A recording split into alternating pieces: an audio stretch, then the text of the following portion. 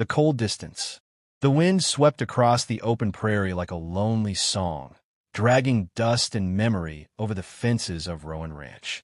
The sound was steady, hollow, and unfeeling, just like Caleb Rowan, the man who owned every acre it touched. Dawn had barely lifted, and already he was out among the cattle, silent but for the soft clink of stirrups and the groan of a tired saddle. He worked the land the same way he lived alone. Most in town knew his story, but never said it to his face. A wife once, a betrayal twice, and after that, the man had shut himself off from the world. He didn't drink, didn't laugh, and certainly didn't look anyone in the eye longer than a second. The old hands whispered that he'd buried his heart with his wife's memory. Caleb didn't argue. It was easier to let people believe he felt nothing.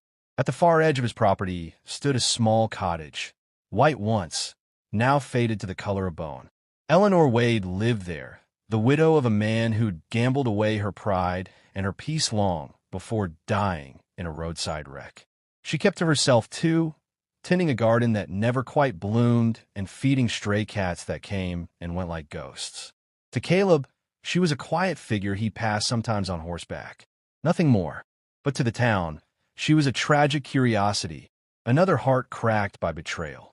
That morning, Martha Lane, their aging neighbor, stopped by Caleb's barn with a basket of biscuits and a mouth full of small-town wisdom. "Caleb Rowan," she said, handing him the food. "That widow next door, she could use a hand fixing her roof before the winter storms roll in."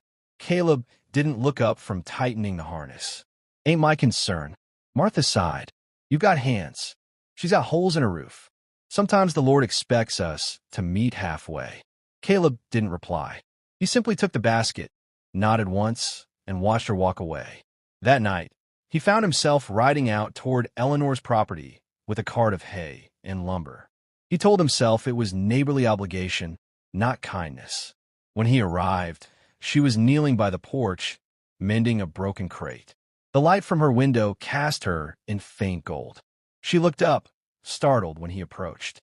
"Evening," she said softly. "I didn't expect." "Got some extra hay?" he interrupted. "Storm's coming. Thought you could use it." She hesitated. "That's kind of you." He stiffened. Kind wasn't a word he wore well. The silence between them stretched, taut and awkward.